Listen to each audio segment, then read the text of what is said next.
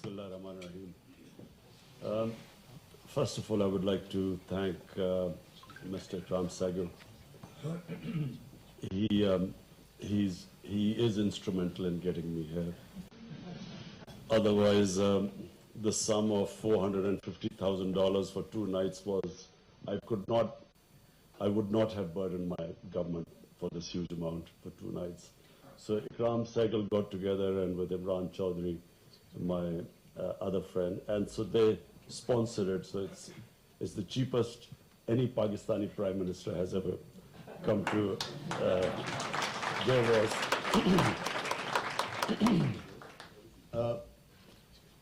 But even before this, Ikram always invited me because he wanted Pakistan's point of view to come across to the international audience, and especially Davos, where you have world leaders in business and economy and political leaders.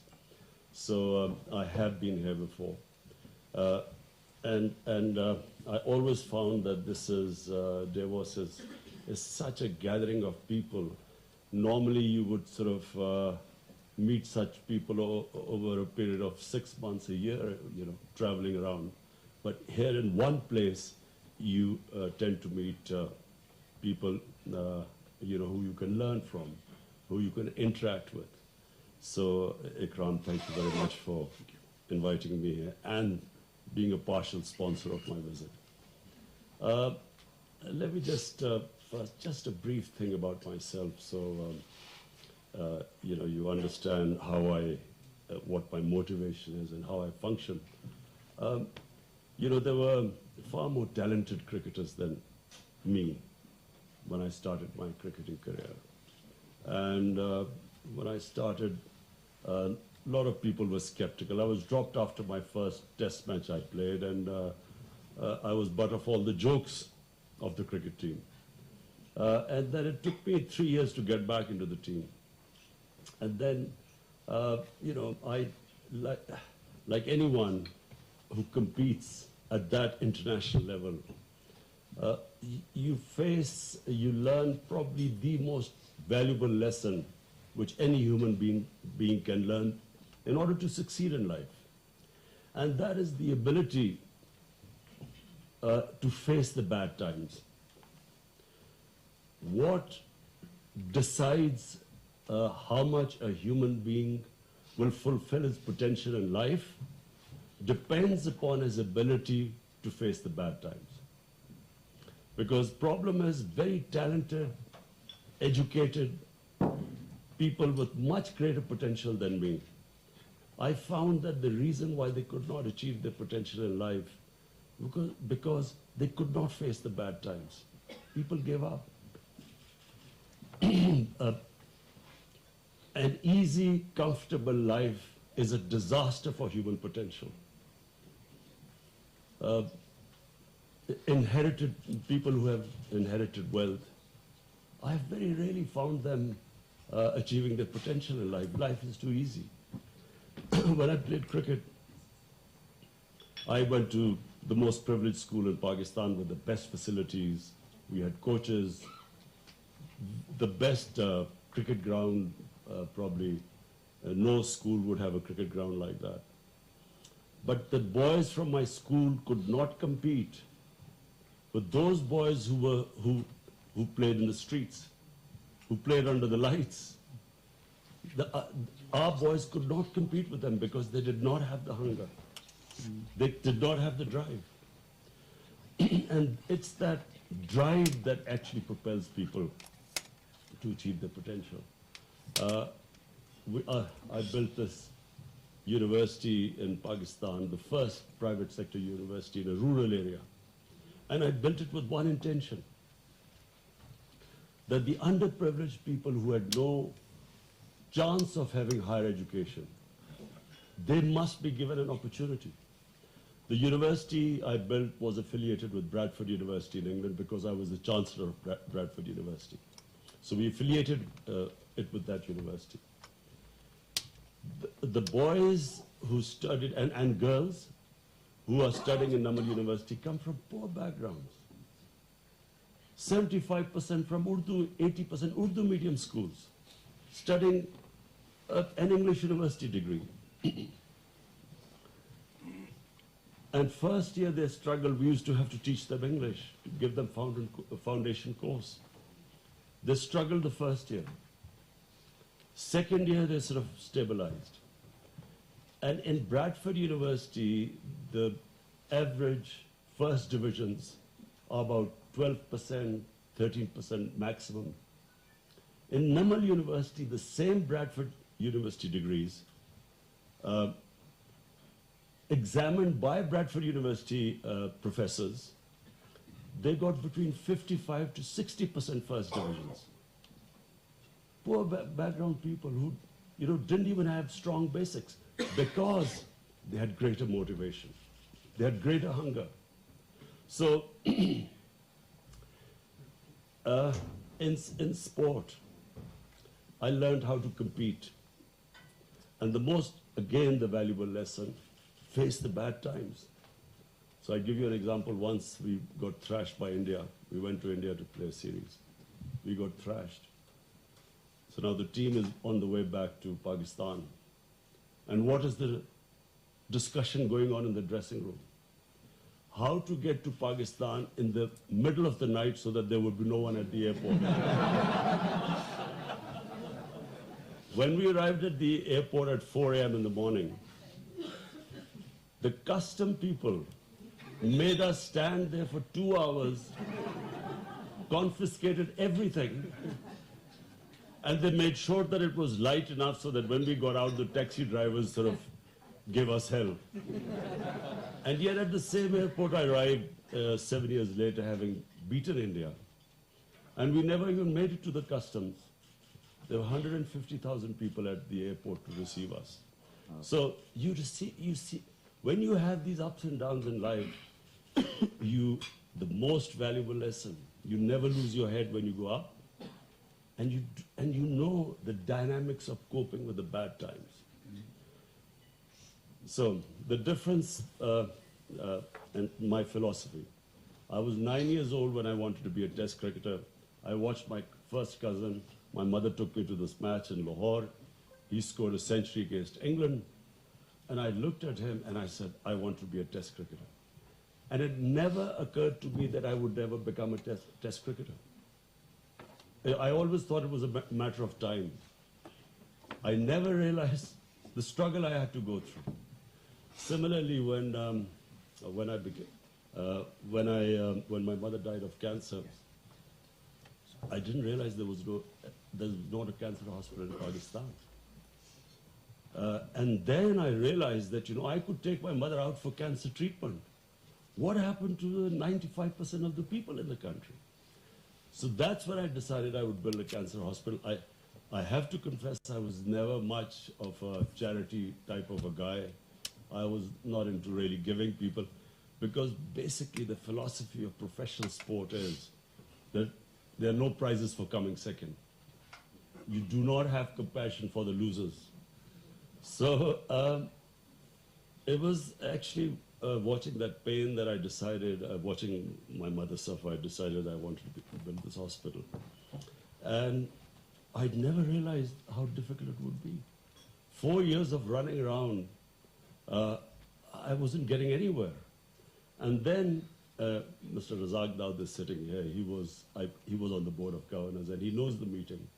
We called 20 doctors of Lahore, top doctors, and said, look, how do we go about building this cancer hospital? And this is after 4 years of running around like a headless chicken. And out of 20, 19 said you can't build a cancer hospital in Pakistan. And one said that you might be able to build it, you cannot give free treatment to poor cancer patients because it's very expensive treatment. So, my dream was to build the hospital. And so what I went through, the things I had to do, was the greatest learning experience in my life. And eventually when we built the hospital, just to give you an idea now, the hospital was built in 700 million rupees. The annual loss the hospital suffers for treating 75% of the cancer patients free, which was my dream, It wasn't just the dream of building a hospital. It was that poor people should get free treatment. The annual loss is 10 billion rupees. Hospital bill for 700 million, annual loss is 10 billion. So imagine, I mean, had someone told me that, look, this is what you, after building it, you will have to spend 10 billion collecting every year. And then I'd go to politics. Everyone laughed at me. There's no precedence of, in a two-party system, a third party coming through. There's no precedent. Look at England. Look at the US. You can't break through because they are entrenched. They have systems, a third party, an outsider. So for 15 years, people laughed at me. 15 years, people, I was butt of all the jokes in politics.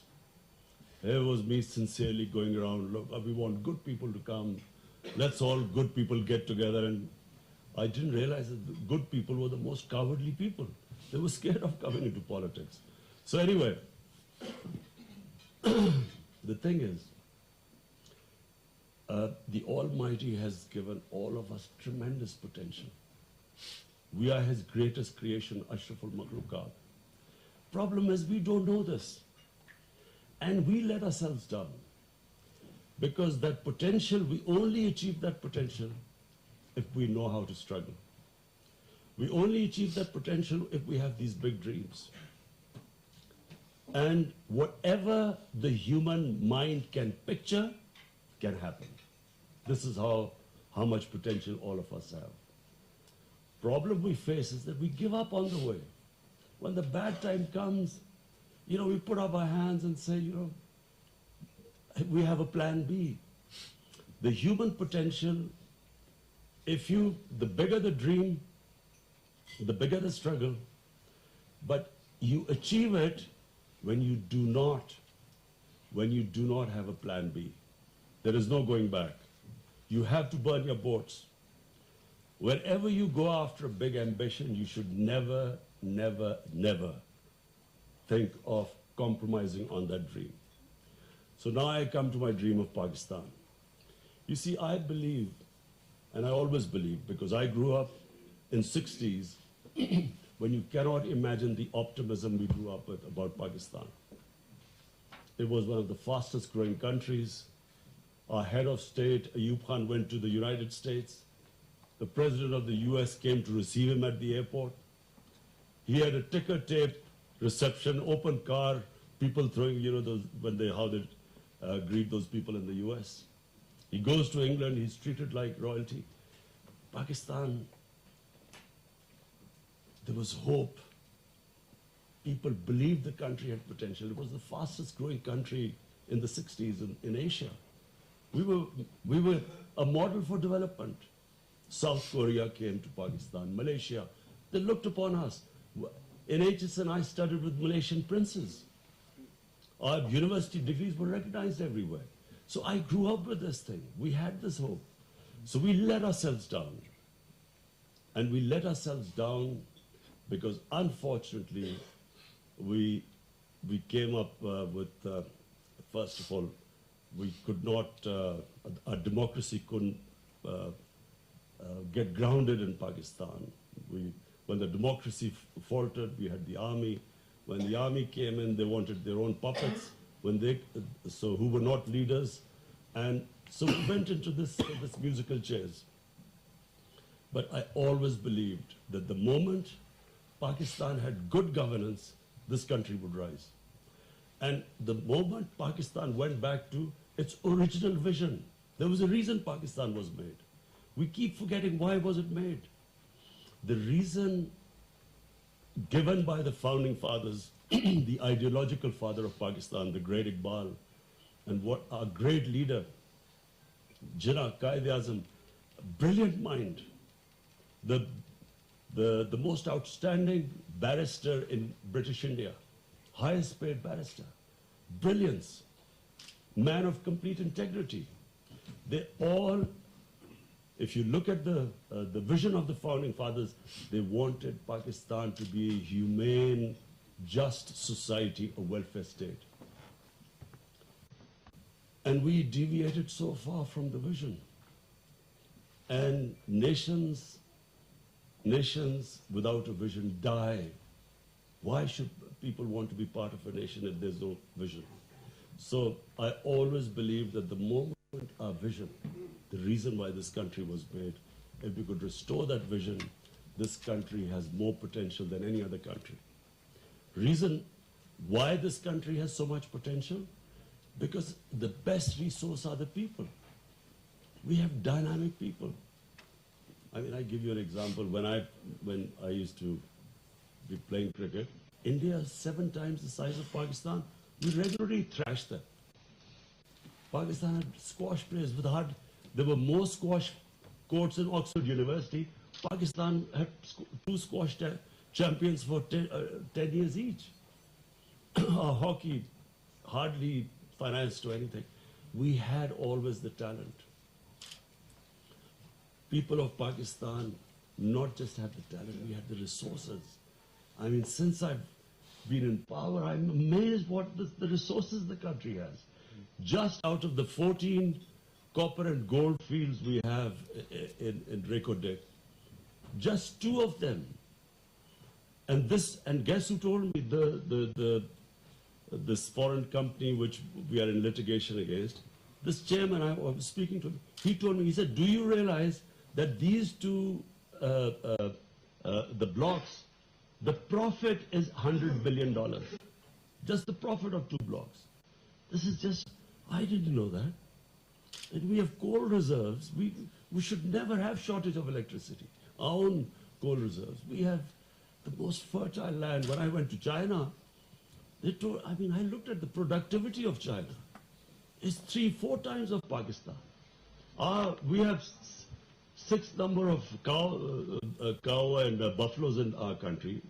We are number 6. Our per cow liter of milk is 6 liters. In China it's 24 liters, 20 liters. Denmark is 30 liters. So what we have done is that we neglected research in Pakistan. We neglected the basics.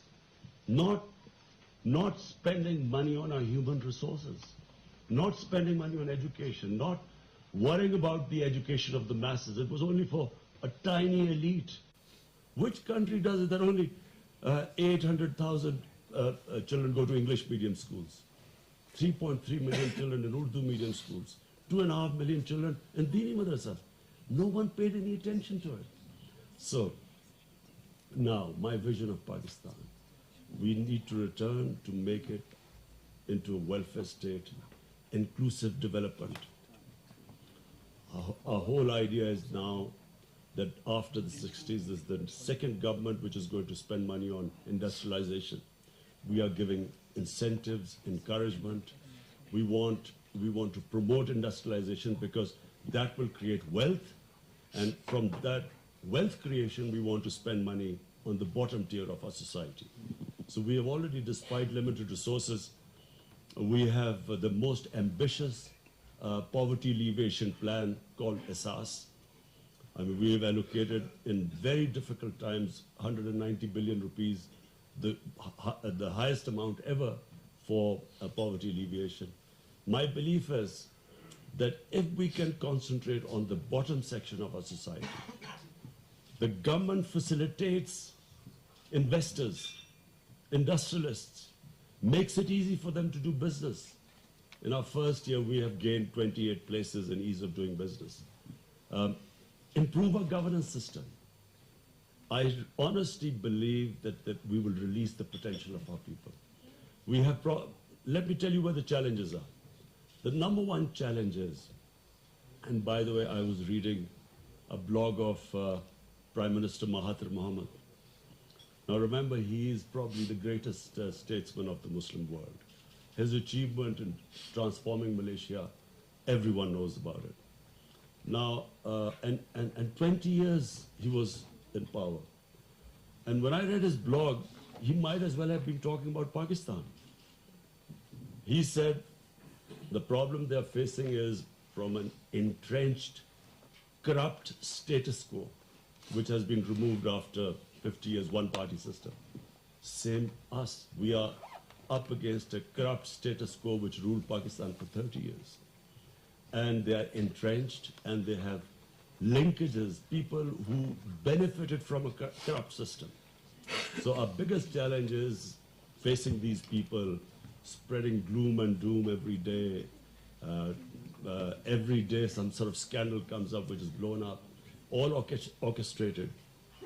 Basically, they do not want the government to succeed, because us succeeding means not just them out of power, but they will end up in jails, which some of them already are. Malaysia faces exactly the same thing. Secondly, we face deteriorating, degenerated institutions. What corruption does, number one thing, what the corrupt do is they destroy state institutions, because that's the only way they can make money. If I want to make money, I have to hamstring all institutions that dispense justice. So that's a big problem.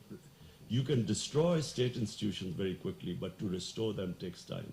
So we are in the process. It's a slow process, but gradually, we institution by institution, we are restoring them.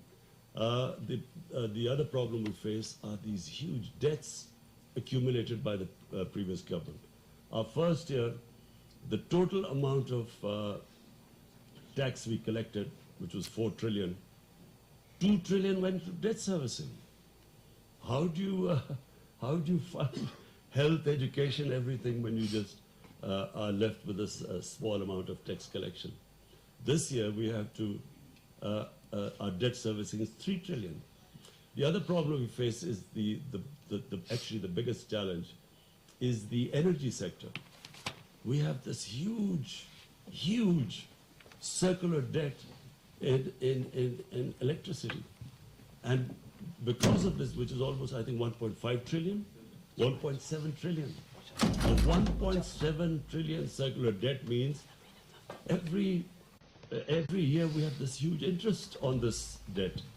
So that is a big challenge, and we have decided when we go back, we will get all the stakeholders. We are going to discuss how, because we cannot put more burden on the consumers of electricity, because these interest payments, so this is the other challenge. And of course, the problem is that you give expensive electricity to the industry, especially the small medium industry. So it reduces our competitiveness in exports.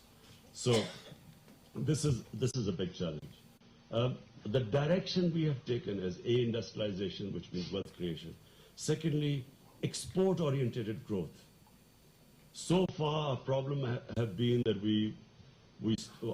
our growth rate goes up, and then we have a bit of a boom, and then we go bust, because we then end up with a big current account deficit, and then we have to go to the IMF. This time, what we're trying to do is, the big difference is export-led growth.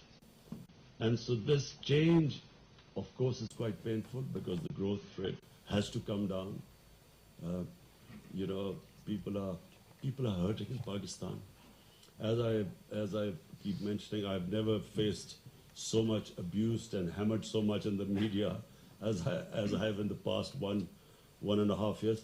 Being in public eye for 40 years, used to criticism, because, you know, when you lost, you knew what you were in for. When you won, but this 1.5 years has been exceptional. I really had to develop a very thick skin. In fact, thank God, mercifully, you know, I know that all the dynamics of bad times. So the first thing you do is do not read the newspapers.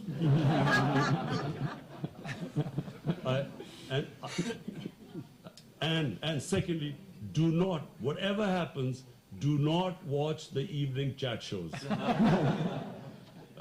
I try to make my team, my cabinet, I make them try and understand these dynamics of bad times. Problem is, they watch the chat shows and they come. I watch them in cabinet meetings, all shell-shocked, sitting there. So anyway, don't worry, I'll get them on the same page soon. But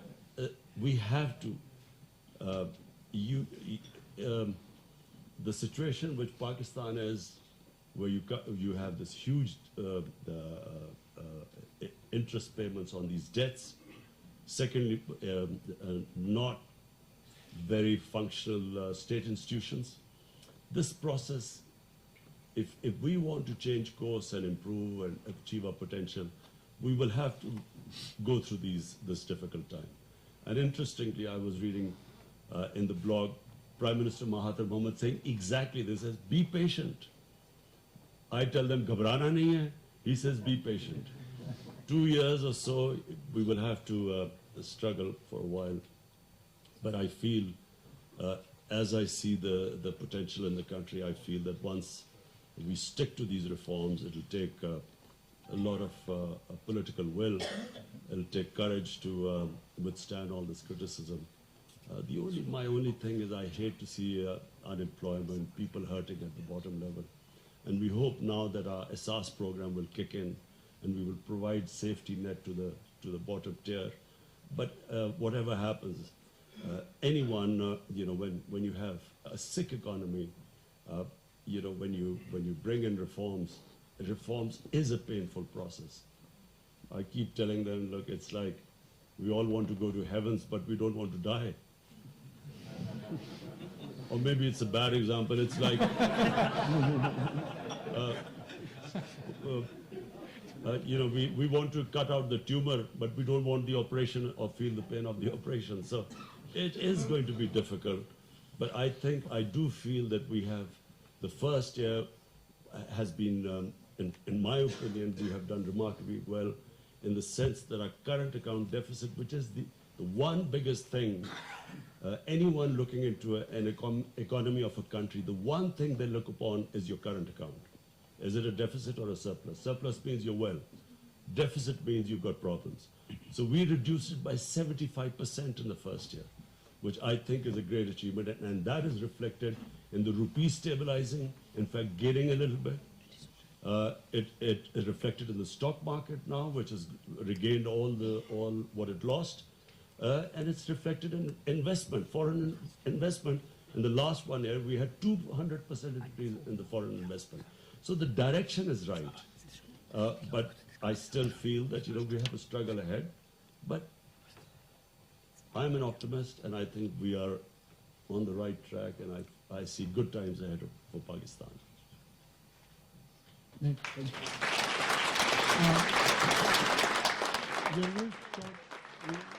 running short of time, so we're going to have only a few questions.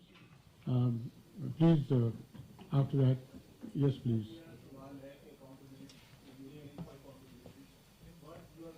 Please identify yourself also. Yes, Abid sir, please identify yourself and then ask the question.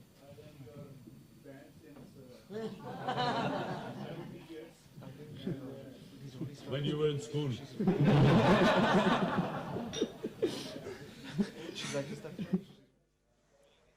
वज़ीर-ए-आज़म Imran Khan Pakistan breakfast at Davos की तकरीब से खिताब कर रहे थे और हम कारोबारी शख्सियात इस तकरीब में मौजूद हैं और अपनी गुफ्तगू के दौरान जो वो कारोबारी शख्सियात से कर रहे थे उनका ये कहना था कि डावोस एक ऐसा फोरम है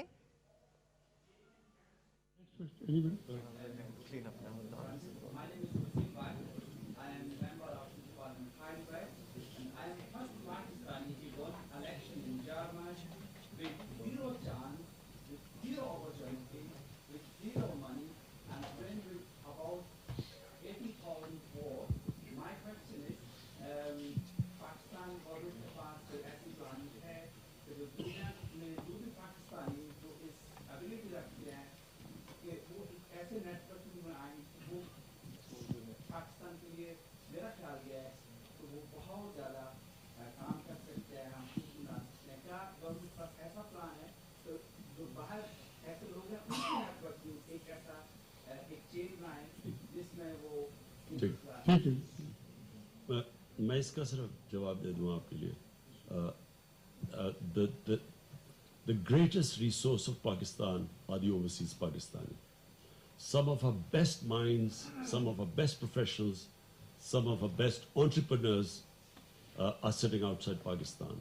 And what we are trying to do is to create that environment for them to come back. Some of them are already back. My finance minister was somewhere in Egypt, where I don't know where you were, Dubai. The other, Raza Bakr, our State Bank president, was in Egypt working for IMF. There's Tania, who was in Singapore, Google. So we already have attracted overseas Pakistanis. And we will keep creating that environment for them to come back, because they are our best resource. And I always believe that as we are making it easier and easier for people to do business, the cleaner governance we give our overseas Pakistanis, the highest amount of foreign investment, I believe, will come from overseas Pakistanis, small businesses, small industries. I believe that that will be our biggest strength, which will create employment in the country. Yes, please. Yes.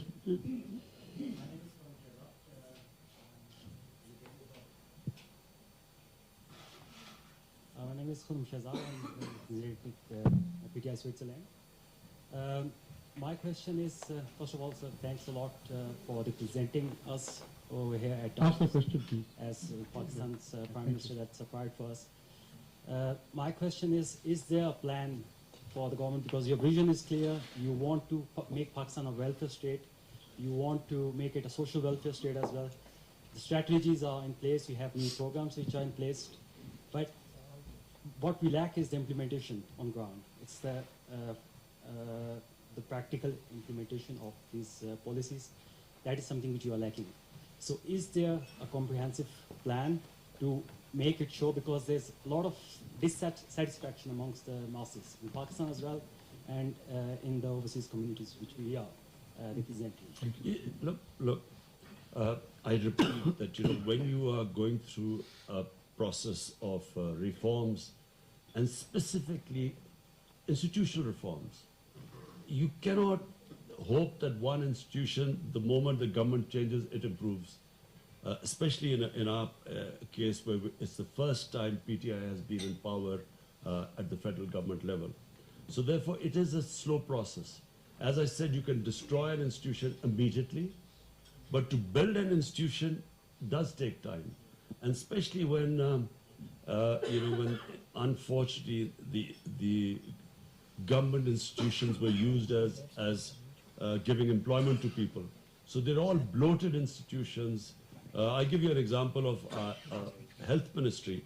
We examined the health ministry and we discovered out of 370 people working in the health ministry, there are only 15 with health background. The rest are all just people given employment there. So it's same with PIA, same with railways. All government corporations have been loaded with these people with no work. And so as we all know that if for one job you have 3 people, no one will work. And this is what we face. And then when we bring the changes in, unfortunately, they go to the courts and get a stay order. There was a case in one of the hospitals, we discovered that in the cardiology institute, the mortality rate was 25%. Out of 125 used to die. So we removed the head of the department. He got a stay order and was there for 6 more months. So it's, there's a whole process of change takes time, because we now, with the new Chief Justice, we are going to sit down and work out how to stop this nonsense where they can all go and whenever you try and remove someone, unless you have a process of hire and fire, incentives and punishment, no institution can work. So whenever you try and fire someone, they go and get a stay order. So anyway, there's a whole process. It's a holistic change, and it will happen. It'll take time. Aisha, excuse me. Aisha. Assalamu alaikum. My name is Aisha Nawaz Chaudhry. I'm a member of Parliament from Punjab, and I am from the ruling party of PTI. One of the questions that I wanted to ask was that you mentioned Shaukat Khanum and how you did great work and raised money. But one of the things that we've been seeing is that even at Shaukat Khanum, when you were developing it, there was always a cost to doing those events and going around and raising funds. When we want to represent Pakistan internationally, Ikram Sehgal Saab, people like Imran Chaudhry Saab have stood by us and done great work. But should the government not stand up now and do these things and include it in its own cost to represent itself better? You see, Aisha, I believe that we should save money from spending all these monies on these expos, which are productive. But a country which, for the time being, is trying to follow a very rigid program of austerity, starting from me. I mean, this visit is almost 10 times less than the previous prime ministers who came here, and the Ikram who came to your show and came up with their pearls of wisdom, but it cost us 10 times more than my visit. So it's an austerity program. But what we feel we should rely on, we have 9 million Pakistanis living abroad, and the GDP of those 9 million Pakistanis, in my opinion, is almost 50% of Pakistan's GDP of 200 million people. So we can use this resource, and they can sponsor things. So I'm all for a conservative. I've stopped all my ministers going on any junkets. I don't allow them to go anywhere. They first, whenever they say I've got a trip somewhere, I immediately cancel it. Then they have to convince me that really it is productive for Pakistan. I'm Sadaf Abid. I'm a social entrepreneur. Pakistan has under 26% women in its formal economy. IMF has calculated gender parity would add 30% to the GDP. So what I'm interested in knowing is how are you, in your capacity, increasing women's inclusion? Because when women grow, we will all benefit and Pakistan will prosper. Absolutely, not just women and the Lord. You see, what is the Chinese model? Chinese proved to us that if you raise the bottom people, if you raise the standard up, that's real prosperity. In our case, unfortunately, the skewed development where tiny rich people have a lot of money, and there's this bottom sea of poverty. It doesn't work. No country, in my opinion, can ever prosper with this sort of skewed development. So our SAS program specifically targets women. You have to see it. It's a very comprehensive program developed for rural women, poor women, loans for them, how to graduate them, how to raise the level of income, how to get them this mobile phone, give them apps so that they're empowered by directly the money comes to them. You know, so we've gone a great length to make sure that, you know, our women, especially the women at the bottom of the social ladder, how we can raise them up. Imran?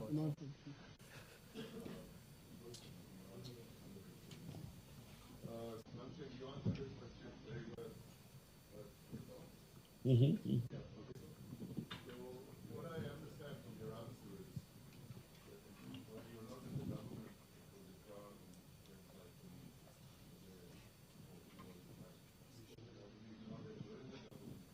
now we have to support the government. So we are there. For a while, until we become very prosperous. Okay, one more question. So, after that, the last question, please. Second last question. Hi, my name is Lara Hassanali.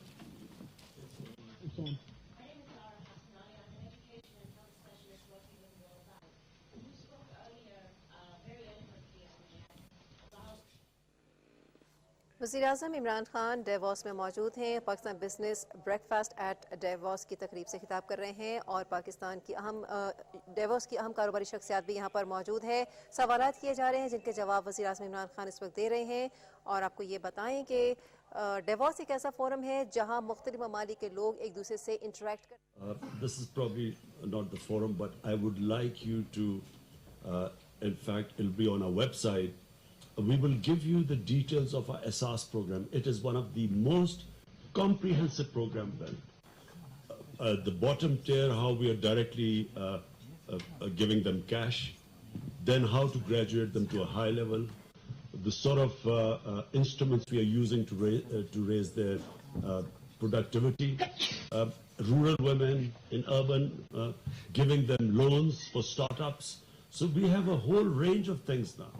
The whole idea is this bottom tier of our society, and specifically women. Last question. One more question. That's it. Yes, please. Prime Minister Adnan Hassan, nice to see you again, hear you again. We don't have time. Last I'll have question. to Just go please. The Pakistani people are resilient but are impatient. And the problems that you've inherited haven't just happened recently, they've taken multiple generations. How do you teach us to be patient as reforms kick in? It's exactly what Mahathir Mohamad keeps telling Malaysia: be patient. You know, you see, it is. I have to say that it has, as I said, it has been the most difficult 15 months of my life. I have never experienced so many problems on multiple fronts. It's not just one issue. It is just firefighting on so many different fronts. The main thing was, of course, the stabilization of economy. We were worried for a time that we would default on our loans, and the scenario of a default is it's the ultimate nightmare scenario. So we faced these very difficult times, but then there were all these other problems because, you know, there's a neglect of state institutions. Then we have people at the bottom level. Then the education system, then the government corporations which are bleeding. So it wasn't just, it's not facing problems in one domain. But what I feel is that we are getting ready to give people a comprehensive roadmap now. Because we now know what we face. We'll prioritize the problems and the solutions. And we are going to come up with a roadmap telling people that, look, these are the challenges we face. This is how long it will take for us to get out. But there's hope at the end, light at the end of the tunnel, because Pakistan actually is a very rich country. I've looked at the other countries. The resources Pakistan has, just one area, tourism. Just imagine Pakistan's, I look at these wonderful mountains here in Switzerland, but I am probably the only Pakistani politician who's been all over Pakistan. Just our northern areas. Just the northern areas of Pakistan are twice the size of Switzerland.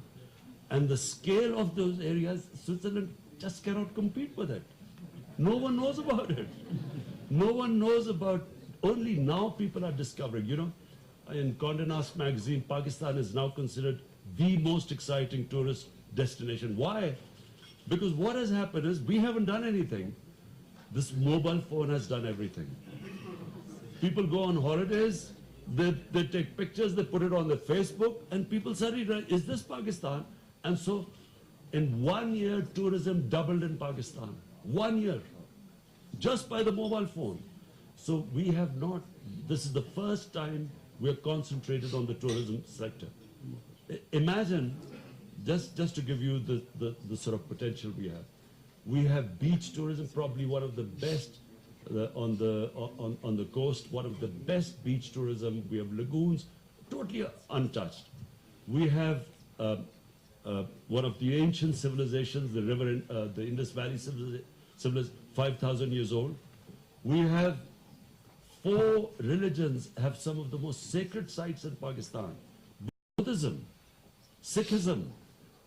For Sikhs, Makkah and Medina is in Pakistan. I didn't even know that. Hinduism, Sufism, the greatest Sufi sites. And then, of course, the northern areas. But no one knows about it. So now, for the first time, we are working out how to sell Pakistan to the tourists.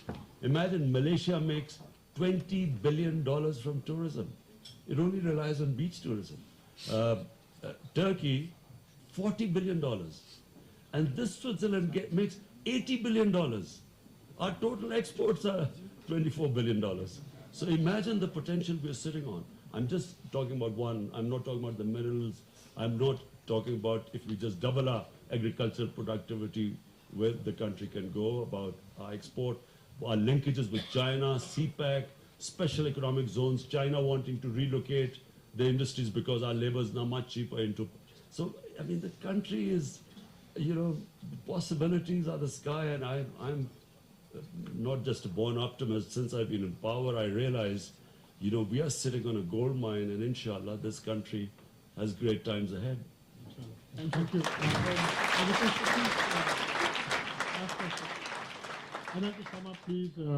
First of all, Prime Minister, thank you for being here. Thank you for believing in a private-public partnership that you've made a small committee. I'm grateful to Imran. I'm very grateful to Zulfikar Bukhari. And, of course, person who's not here, Tilly Wasim. We all set it together. And obviously, we got it down to $68,000, I believe. Right? No. And 68,000.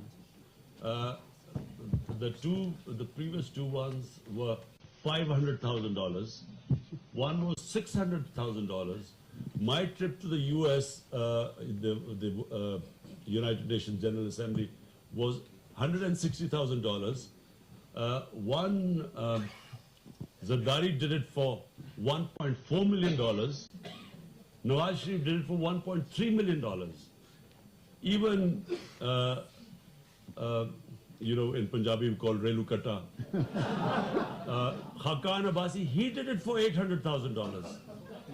So I'm just saying that a country which was accumulating in 10 years, 4 times, they increased our debt 4 times.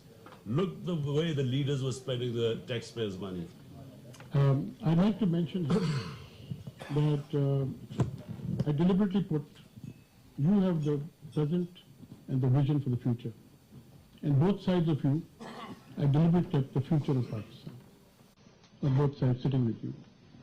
The reason is we have to believe in our children. We have to believe in our destiny. And the Prime Minister is very right. We have the resources, both material and this thing, and we can do it. And Prime Minister, I must also thank, with your permission, my friends like Ross Perot has been here for, I think, 12 years, constantly. Thank you for signing down to the title of industry and Rai Kulsum. I thank them. And thank Jeremy for being here. Thank the World Economic Forum team, Andrew Fletcher, who really helped us. And not forget me, who has speechless nights putting everything together. The thing is, we have now stabilized. We have the resources for the drive. We would like to show you that that is possible. For this event, we brought together from Pakistan a small group of people from my company and a group. And if you permit me, I'll invite them on the stage to have a group photograph from Pathfinder Group, if they can come up, because they're the ones who put all the $68,000 together.